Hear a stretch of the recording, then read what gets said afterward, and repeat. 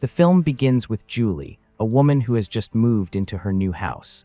We learn that it is an old house and that she and her husband, Daniel, hired workers to remodel it. That day, a worker who was fixing the bathroom finds a bracelet stuck in the drain and gives it to Julie, thinking it is hers. Although it is not, Julie decides to keep it. When the couple goes to the bedroom, Julie sees her cat, Lou, walking around the house. We also learn that Julie is in the final stages of pregnancy, and that, although Daniel is exhausted from supervising the remodeling, they are both happy. That night, Julie fixes the old bracelet and puts it on. Then she opens a box she brought with her, but suddenly she hears the whisper of a child in the hallway. When she goes to check, she finds Lou hissing in front of an entrance covered with a tarp. Daniel surprises her and excitedly shows her what he did in the baby's room. He installed a monitor that records video and connects to a microphone.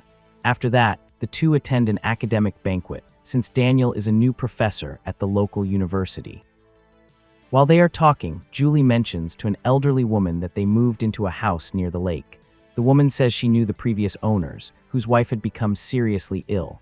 When asked if they are expecting their first child, Daniel answers yes, to Julie's surprise. When they return home, they argue, because that baby is not their first child. They had a boy who died, and it hurts Julie that Daniel lied. When she goes upstairs upset, Julie briefly sees a child standing far away and gets so scared that she trips and falls. She is taken to the hospital, and she remembers the trauma of having given birth to her first baby, who was stillborn. When she wakes up, the doctor tells her that her baby is fine, but that she suffered an abruptio, a separation of the placenta that can cause premature birth or fetal death. Because of this, he orders absolute bed rest for the next 8 weeks. She must not make any effort, only get up to go to the bathroom, and above all avoid stress. He also recommends stopping the renovations. Days later, they return home. Daniel tries to cheer her up by showing her what he prepared in the bedroom: a grabber to reach things, an iPad, his laptop, and a walkie-talkie to call him. The next day, Julie works on her laptop, watches television, and plays with the cat to pass the time. Later in the bathroom, she hears a child's laughter and a baby crying, so she returns to the bedroom. The closet door opens by itself, and when she checks, she finds nothing. In the afternoon, Daniel arrives and scolds her when he sees a UPS box, because he knows Julie went down to pick it up. They argue again. Julie says she feels useless without being able to move, but Daniel apologizes so as not to stress her. That night, while Daniel is sleeping, Julie hears the creaking of the closet again and sees a figure peeking out from inside. She wakes Daniel, who opens the closet armed, but there is no one there. We move forward to day 13. 43 days remain until the due date. Julie passes the time watching television and cleaning the bracelet. At one point, she sees a child playing alone in the yard and talks to him out of boredom.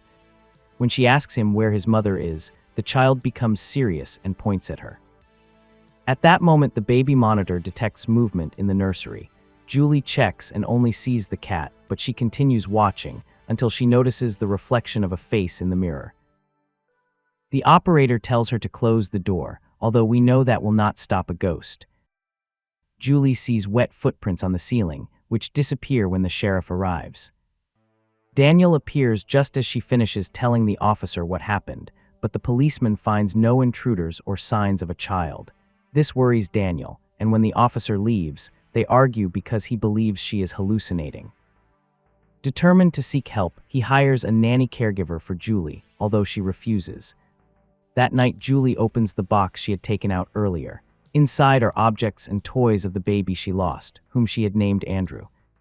As she remembers her dead son, she cries alone.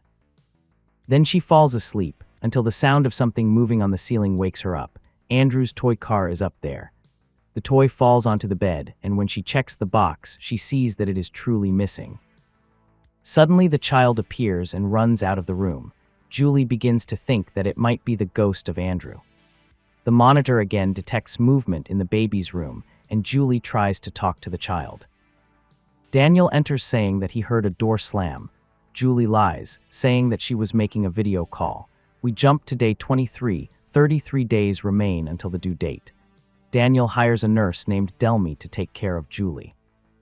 During the checkup, Delmy and Julie talk about motherhood, and we learn that, after losing Andrew, Julie suffered postpartum psychosis and was hospitalized for 6 weeks, seeing apparitions of her son because she could not accept it. Delmy also opens up and says that she always wanted to be a mother but is infertile, so she comforts her pain by helping bring babies into the world. 27 days remain until the due date. Delmy helps Julie bathe, but when she leaves for a moment, Julie sees the child again and instantly feels a strong pain in her abdomen. They call the medical staff, and the doctor concludes that it was just a contraction. However, Daniel and Delmy have already told the doctor about Julie's mental history and the visions of the ghost child, so the doctor prescribes medication. When everyone leaves, Julie secretly listens to the conversation between the doctor and Daniel. If the medicine does not work, they should hospitalize her again. This deeply angers her. From that moment on, Delmy begins to give her the medications consistently. Everything seems to be going relatively well, and Julie gets used to Delmy's care. 18 days remain. One night, Julie sees the cat's ball roll out from under the bed. She throws it back underneath, but immediately hears Lou meow from the other side of the room, which means it was not the cat who threw the ball. Horrified, she takes a mirror to look under the bed, just as she hears fast footsteps running out of the room. Julie then understands that Lou can also see the child. Later that night, Julie stays awake watching the baby monitor, calling the child Andrew and talking to him as if he were her son. Day 46, 10 days remain. In the bathroom, Julie calls Andrew again, and this time the child appears. He warns her that she must leave. Julie tries to ask him who she is, but Delmy enters the bathroom and the ghost disappears. This makes Julie suspect Delmy, while the nurse tells her that they must protect the baby. Later, Daniel explains that Delmy was recommended directly by the hospital, but Julie insists that he fire her. He asks for a reason, so Julie tells him the truth. Andrew's ghost gave her the warning. Daniel obviously does not believe her and leaves frustrated. Tired of the hallucinations, he decides to turn off the nursery monitor. We jump to 3 days before the due date. Delmy checks on Julie again and tells her the story of a woman who lived in the area. She had 3 children and was expecting a 4th. On the way to the hospital, she had an accident in which her unborn baby died. She fell into deep depression and ended up taking her own life. Before leaving, Julie asks the woman's name. Delmy answers, Melindra Kinsey. The name unsettles Julie, so she checks the bracelet the worker found and sees that it has the initials MK engraved on it. To confirm, she checks the house documents and discovers that the previous owners were a married couple whose wife was named Melindra Kinsey. Julie then calls the local newspaper to request an archive about a suicide that occurred in the late 60s. Next, we see the day before the birth. Daniel is on his way home while Julie is alone in the bedroom. When she hears the door creak, she uses the robot vacuum with a camera pointed toward the nursery. There she sees the ghost child and asks him if the one who wants her baby is Melindra Kinsey. Upon hearing the name, the child runs away. Julie moves the vacuum to the side and sees the child accompanied by 2 others, seconds before the camera dies. Instantly, she hears heavy footsteps in her bedroom and feels hands touching her abdomen. Terrified, she calls Delmy. Believing that labor has begun, Delmy says she will go get dressed, leaving Julie alone again. Just then, an email arrives with the newspaper article. Julie opens it and discovers the truth. Before killing herself, Melindra Kinsey murdered her 3 children, and one of them looks exactly like the child Julie believed was Andrew all this time. Before she can react, Delmy and Daniel enter saying that she may need to give birth in the house. Julie insists on going to the hospital and repeats that Melindra Kinsey is there, but Daniel tries to restrain her.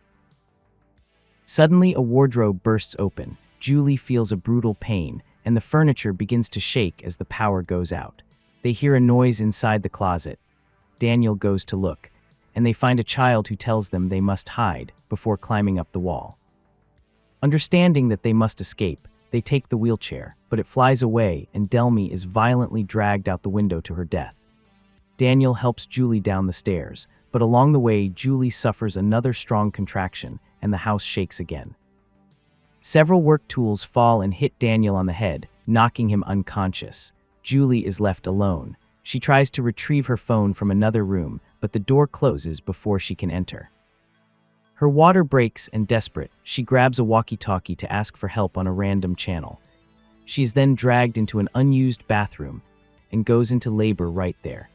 Meanwhile, the ghost of Melindra Kinsey appears in the hallway heading toward the bathroom.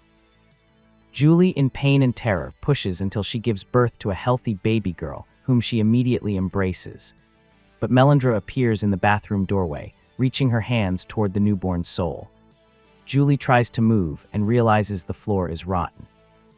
She clings to her daughter inside the bathtub and rocks it until it gives way and both fall to the first floor. Julie is gravely injured, dying from the impact, but her baby is unharmed.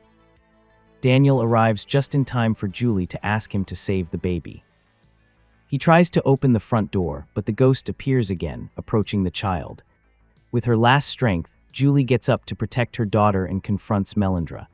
When everything ends, Julie tries to call Daniel, but he cannot hear her. She sees her own dead body on the floor and understands that she is now a ghost.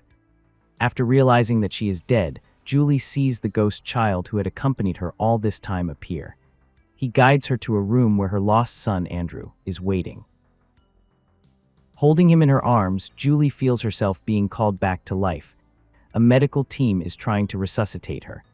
At that moment, the ghost of Delmy also appears. Julie looks at her and, with a loving gesture, asks her to take care of Andrew. Delmy takes the child and heads with him toward a kind of light, like an ascent to heaven. Seeing her son finally accompanied and protected deeply moves Julie. Years pass. Daniel and Julie now live happily with their young daughter and their cat Lou. The terrifying presence that had tormented Julie no longer exists. Everything is finally at peace, and this is how the film concludes.